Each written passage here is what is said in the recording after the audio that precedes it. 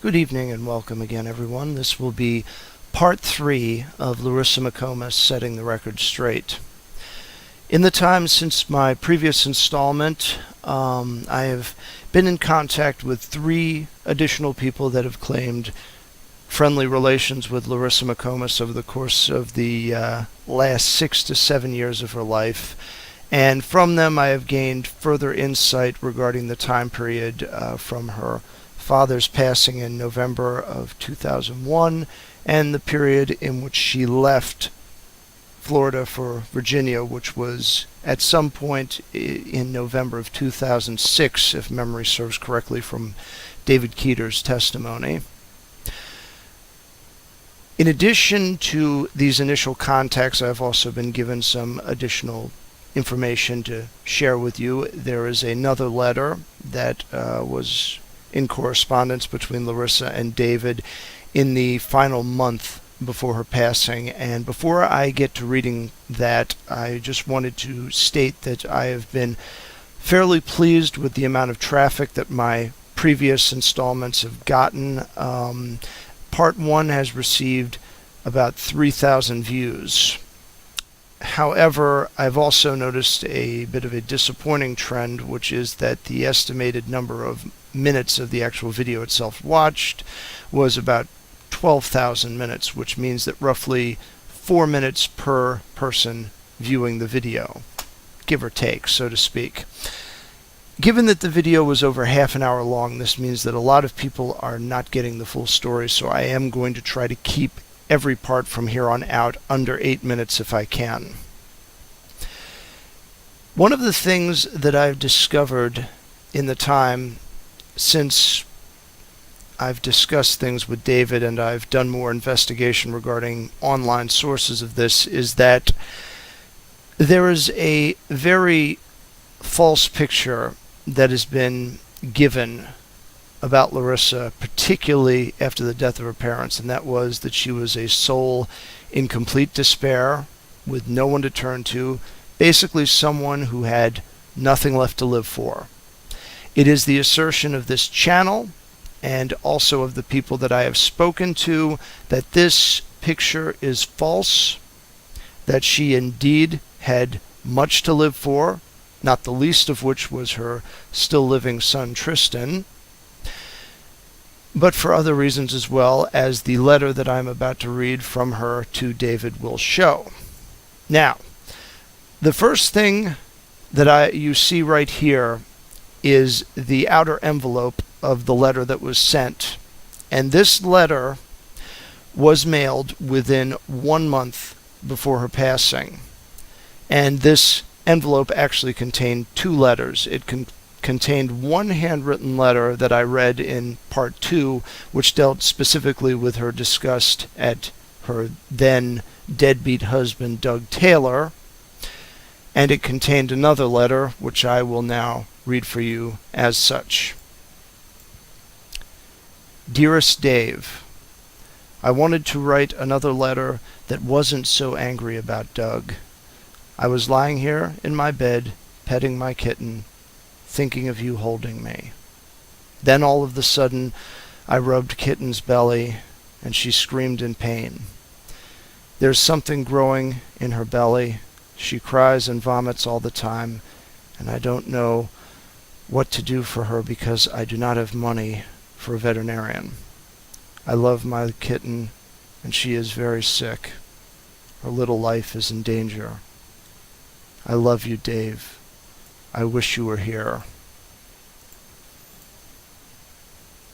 My arm hurts so much trying to write. I have to go for now. Love you, Lorissa.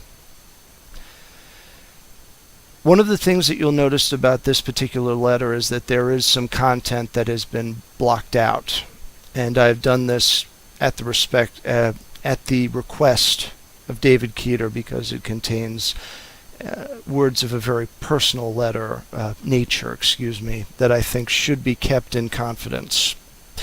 But what I can tell you about the content that I have suppressed here is that it is very intimate, and it paints the picture of a woman who was very much in love.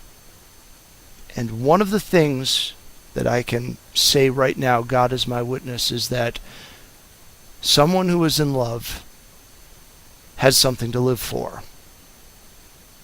Consider also the fact that David Keeter was wrongly arrested by the ATF on February 13th, 2007.